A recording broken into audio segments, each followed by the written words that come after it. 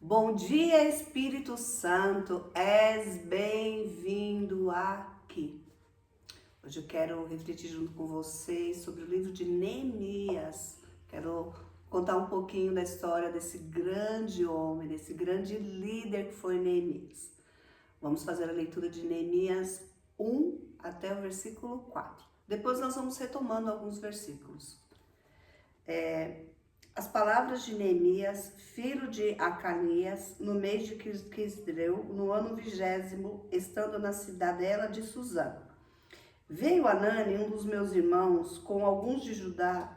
Então lhes perguntei pelos judeus que escaparam, que não foram levados para o exílio, e acerca de Jerusalém. Disseram-me os restantes que não foram levados para o exílio e se acham lá na província, estão em grande miséria e desprezo. Os muros de Jerusalém estão derrubados e as suas portas queimadas. Tendo eu ouvido essas palavras, assentei-me e chorei, e lamentei por alguns dias. Estive jejuando e orando perante o Deus dos céus.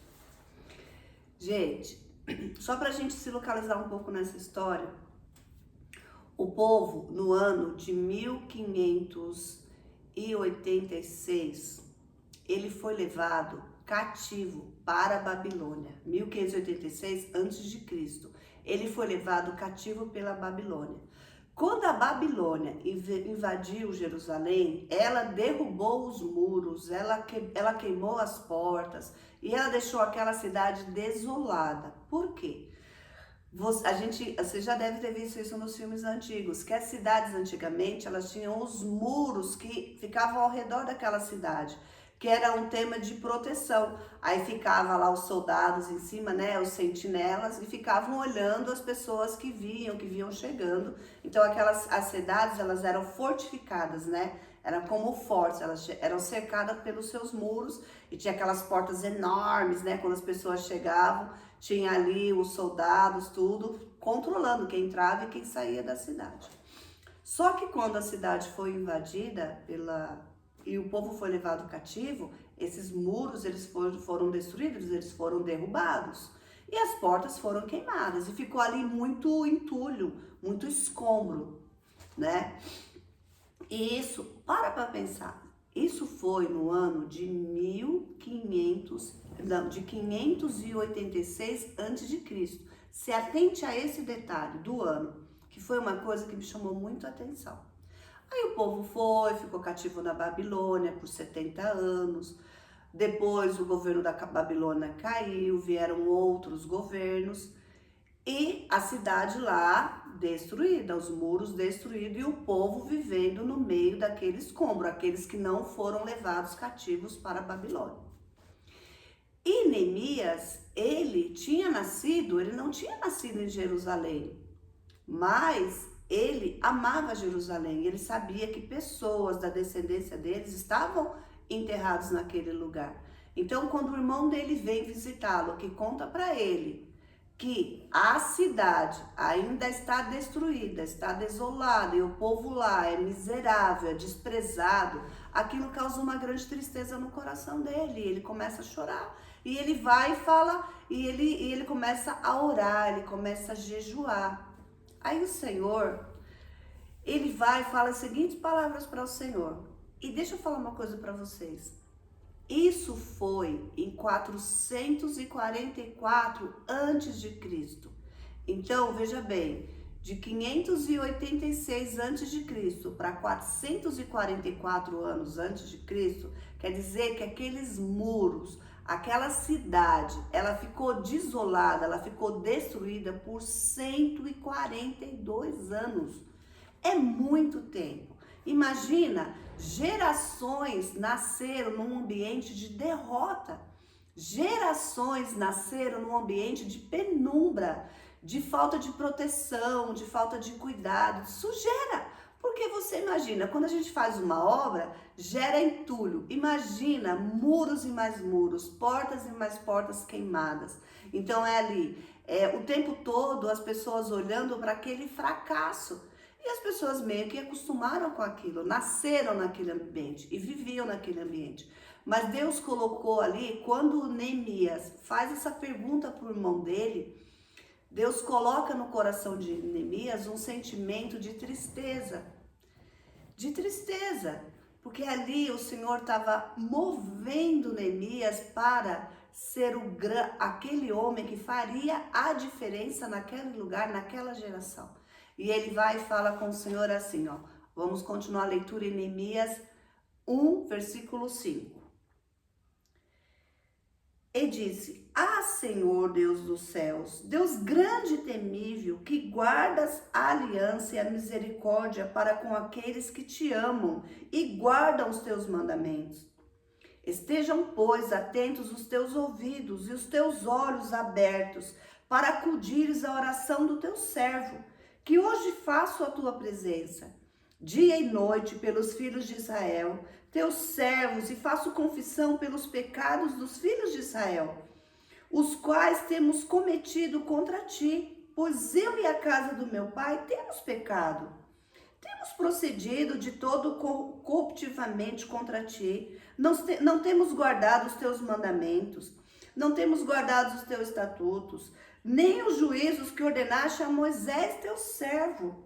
Lembra-te, Pai, da palavra que ordenaste a Moisés, teu servo, dizendo: se transgredires, eu vos espalharei por entre os povos.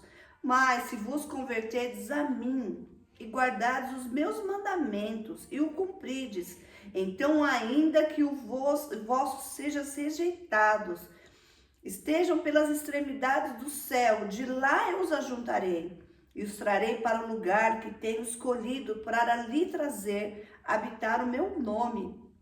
Esses ainda são teus servos e o teu povo que resgataste, com teu grande poder e com tua mão poderosa. Ah, Senhor, estejam, pois, atentos os teus ouvidos à oração do teu servo e as dos teus servos que se agradam de temer ao teu nome. Concede que eu seja bem-sucedido hoje, o teu servo, e dá-me mercê perante este homem, de quem eu sou copeiro, que é o rei Artaxerxes. Não sei falar direito, mas é esse rei aí.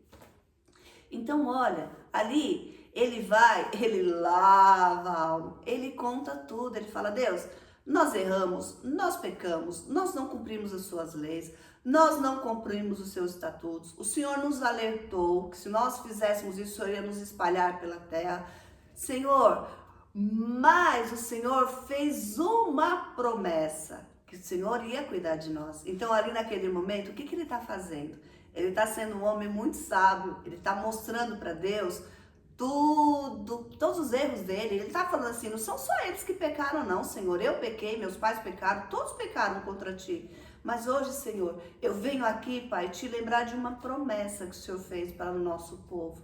Então, Senhor, se o Senhor permitir, se for da tua vontade, me permita, Senhor, ou falar com o rei, e que nele eu encontre favor, e que ele deixe, Senhor, que eu possa ser um instrumento de transformação para Jerusalém, que eu possa ir lá, Senhor, e reedificar esses muros, tirar esses entulhos, recolocar as portas, Senhor, que eu encontre favor perante o rei, de quem eu sou copeiro, de quem eu sou, né? Naquela época era muito comum os reis serem envenenados, então os reis, eles tinham os copeiros, que eram aquelas pessoas que ficavam sempre ali ao lado dele, e tudo que ele ia beber, eles provavam antes para ver se não estava envenenado.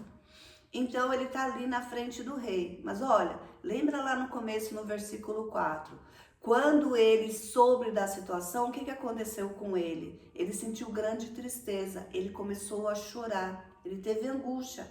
E o que ele fez no momento de angústia dele? Ele foi orar e jejuar. Ele foi buscar a presença de quem pode dar a solução. E ele sabia que era uma coisa tão impossível que só tinha um que poderia fazer aquilo, que era Deus. Então ele orou e ele jejuou. Depois ele confessou os pecados dele e ele requereu a sua herança. E aí o Senhor, ele foi: Senhor, que o Senhor me dê benevolência perante ao rei.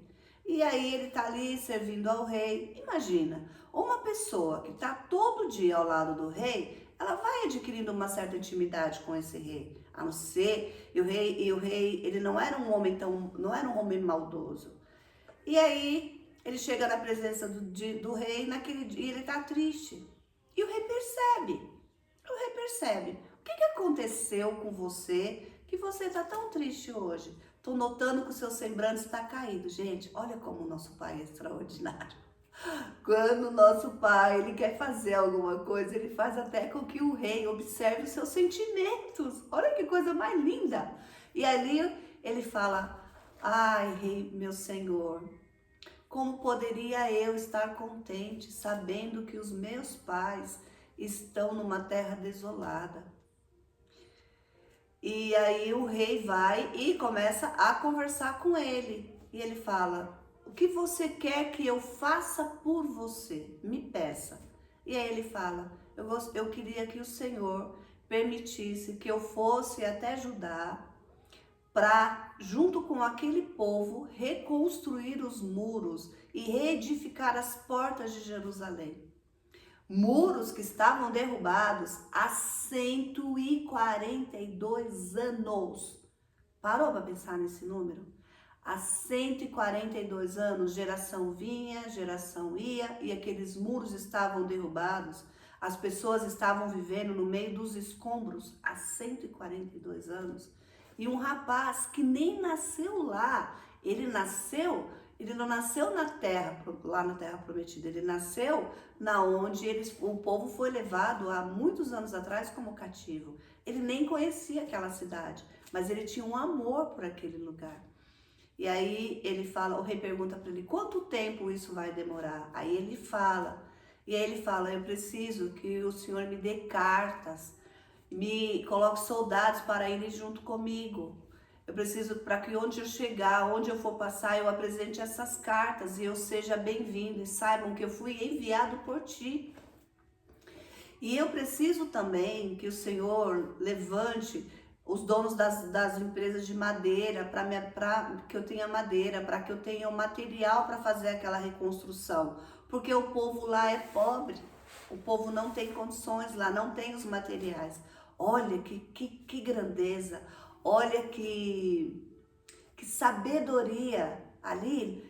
Você imaginou o copeiro na presença do rei, pedindo, traçando estratégia, apresentando para o rei, olha, eu preciso de cartas, eu preciso chegar para as pessoas saberem quem eu sou, por quem eu sou enviado pelo rei, por quem manda. Eu preciso de madeira, eu preciso de material, eu preciso que o Senhor mande oficiais junto comigo para fazer a minha proteção. E eu vou lá, vou reedificar aqueles muros e eu volto. E ali o Senhor concedeu aquilo, o Senhor, como diz o Senhor, tocou o coração daquele rei e ele deu tudo aquilo que ele pedia. Quando ele chegou na cidade, que ele foi viajando, quando ele chegou na cidade, ele não foi procurar o povo para conversar, não. Ele ficou 3 dias, andando pela cidade, vendo a situação de como aquela cidade estava. Ele não chegou contando para todo mundo, olha, eu sou Neemias, eu vim de Suzã, o rei Artaxerxes está junto comigo, ele me deu as cartas, ele me deu a madeira, ele me deu o material, eu tô aqui para fazer uma obra do Senhor. Não, ele foi sábio. Primeiro, ele foi ver tudo como estava, porque ele não morava lá, ele nunca tinha colocado os pés naquele lugar, mas no coração dele o Senhor colocou uma semente. E ali ele ficou 3 dias andando pela cidade, vendo a condição dos muros, vendo o lugar onde eram as portas, vendo aquela cidade toda desolada, aquele monte de entulho. Aí depois de 3 dias, aí ele procurou os oficiais da cidade, as autoridades da cidade, apresentou tudo, falou, olha, sou enviado, tenho aqui as cartas, o material está chegando, isso aqui, o Senhor me levantou para reedificar os muros de Jerusalém e reconstruir as portas. E ali ele passou o que o Senhor tinha colocado no coração dele e ele trouxe ânimo para aquele povo. E ali ele animou, ele motivou. Mas primeiro ele foi, viu tudo o que precisava. Ele foi preparado, ele teve estratégias, ele foi direcionado, ele tinha um projeto, ele tinha um plano, ele tinha uma estratégia, ele sabia tudo o que ele ia fazer. Ele foi passo por passo. Aí animou o povo e foi organizando. Quem morava, por exemplo, o muro tava, eu moro aqui num bairro. O muro do meu bairro tá destruído. Ele pegou as pessoas que moravam naquele bairro, vamos então reedificar o muro perto da sua casa. O outro mora mais pro lado esquerdo, vamos reedificar perto da casa dele. Cada um perto da sua casa tinha material e ali ele foi reedificando o mundo. Foi colocando as pessoas chaves para ir coordenando aquilo e foram fazendo até que todos, se o negócio foi acontecendo e todas as brechas foram fechadas e o muro estava pela metade. Só que venha cá, seja sincero e sincera. Quando a gente está fazendo uma obra grande, é tanta gente para meter o bedelho, não é? E com Neemias não foi diferente, você sabia? Aí vieram os enviados do capeta, né? Porque o capeta ele tem um soldado dele. Sempre falo isso pra você. Cuidado com a voz que você tá ouvindo. Aí veio lá Sanbalate e Tobias. E o arábico vieram falar assim, eles vão fazer um muro, quando uma coruja pousar nesse muro, o muro vai cair de tão frágil que eles são. Eles não sabem fazer.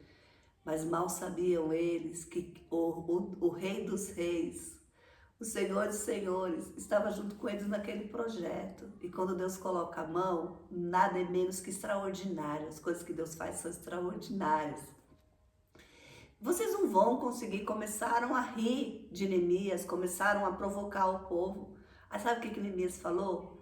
Vocês me desculpem, mas eu tô com uma obra muito grande. Infelizmente eu não posso parar aqui agora para ouvir vocês, que eu tenho um trabalho muito grande para fazer. E ali ele continuou. Só que aí, quando eles começaram a afrontar e eles viram que aquilo não tinha surtido efeito, eles falaram assim, será que o rei sabe que você está querendo ser maior que ele? Só que eles mal sabiam que Neemias tinha as cartas do rei, ele tinha a ordem do rei, ele era um protegido do rei dos reis e do rei da terra. Ele era um protegido porque ele foi estratégico. E aí o que eles começaram a fazer? Eles começaram a ameaçar o povo, que nós vamos matar vocês à espada, que nós vamos matar a sua família, que nós vamos matar, que nós vamos destruir, essa obra não pode continuar. Porque assim, às vezes a gente está querendo fazer uma coisa que vai ser boa para todo mundo, mas tem gente que não quer resolver aquilo. Vocês sabiam disso? Porque às vezes tem gente que ela tem lucro numa situação de desgraça do outro. Às vezes tem gente que é beneficiada pela pobreza do povo. Você sabia disso? Porque acha que o povo oprimido, o povo fraco, é aquele povo que eles têm uma barganha, uma moeda de troca, né? E ali Neemias foi continuando aquela obra. Aí a palavra de Deus diz que os homens durante o dia trabalhavam no muro e à noite seguravam espadas e lanças para se defender dos levantes dos inimigos. Mas aquela obra não parou. E olha, uma cidade que viveu a desesperança, o desprezo, a pobreza por 144 anos. Neemias, juntamente com aquelas autoridades e com o povo, eles reergueram, reconstruíram os muros e as portas de Jerusalém em 52 dias. Eles reconstruíram aquele lugar. Então, um lugar que era um lugar de vergonha, em 52 dias voltou à sua essência. Voltou a ser um lugar de honra, uma cidade forte, uma cidade fortificada. Mas o que aconteceu? Ele foi com uma direção de Deus, e é isso que eu sempre falo para vocês, e é uma coisa que eu aprendi muito na minha vida. Tudo que nós vamos fazer, a gente tem que fazer uma estratégia, a gente tem que fazer um projeto, a gente tem que ter Deus como nosso mentor. Deus é o nosso mentor. Senhor, Vai lá, coloca no papel, apresenta para ele, vai fazendo, porque ele vai trazer as estratégias. Vocês entenderam? Neemias, ele foi com todas as estratégias. Ele estava guardado pelo rei, ele pediu material para o rei, ele foi, conheceu a cidade, depois ele foi, incentivou o povo a fazer aquilo. Quando vieram os opositores falar um monte, ó, você me desculpa, eu tô com uma obra muito grande, eu não posso parar agora para te ouvir, como quem diz, ó, não estou interessado no que você quer falar, porque eu tenho uma promessa do meu Deus. Ele tinha uma direção de Deus. E quando veio a batalha, eles trabalhavam de dia, ficavam armados à noite e se protegiam, porque eles tinham uma direção. E em 52 dias, o que demorou 144 anos, 142 anos para acontecer, aconteceu em 52 dias, porque o Senhor levantou um homem que teve a direção dele, um homem que foi um líder extraordinário, um homem que foi sábio, um homem que tinha amor no seu coração. Ele não pensou simplesmente nele, ele pensou no bem do seu povo, mesmo não tendo nascido naquele lugar. Ele lutou por aquele lugar, ele acreditou naquele lugar. Então, hoje o Senhor está falando comigo e com você. Vamos parar de ouvir as vozes, vamos parar de ouvir os comentários. Se você tem uma direção do Senhor, siga, marche, caminha. O mar só se abre para quem está caminhando, caminhando. Marcha, a gente tem que correr atrás dos nossos objetivos, a gente tem que correr atrás dos nossos propósitos. Cessem as vozes, cessem os acusadores, cessem e vá em frente. Não fique olhando para a situação, não fique olhando, olhe para o alto, olhe para o Senhor. E gente, olha que alegria daquele povo, um povo que foi uma cidade desolada por tantos anos e num período de 52 dias, aqueles muros reedificados, aquela terra, aquela cidade novamente guardada, com seus muros, com suas portas protegidos. Você imaginou, você já se imaginou morando numa casa onde você não tem porta e você não tem portão, não tem muro? Você já imaginou você à noite, você ir dormir sabendo que a porta da sua casa está aberta? Que qualquer pessoa pode entrar para te atacar? Você já pensou nisso? Você tem paz? Você dorme em paz? Você vive em paz? Não vive. E às vezes a gente aceita isso. Às vezes a gente aceita viver no medo. E não é o medo que o Senhor quer para nós. O Senhor quer para nós paz. O Senhor quer que a nossa casa seja edificada, firmados na rocha, firmados na sua presença. E o Senhor também nos alerta para uma coisa. Às vezes a gente vive uma vida toda acostumado com uma situação que nos causa mal, que nos causa tristeza, que nos causa desconforto, mas parece que a gente acostuma com aquilo. Então hoje, sabe aquilo? Sabe aquela situação que te entristece, que te desanima, que você fala, nossa, isso aqui não tá legal, há tantos anos eu tô vivendo dessa forma? Apresenta para o Senhor hoje, apresenta para Ele. Apresenta o seu projeto, fala, Senhor, eu tenho esse projeto, eu quero fazer isso, eu quero fazer tal coisa. Não sei, às vezes é numa casa, às vezes é num relacionamento, não sei. Às vezes tem situações que a gente tem tolerado por tanto tempo e a gente se acostuma com aquilo. Mas hoje o Senhor quer trazer mudança na sua vida, hoje o Senhor quer trazer reestruturação, Ele quer trazer um novo tempo, uma nova estação, uma nova fase. Ele quer te deixar guardado, Ele quer te deixar protegido. Apresenta para Ele o seu projeto, apresenta para Ele, mas como?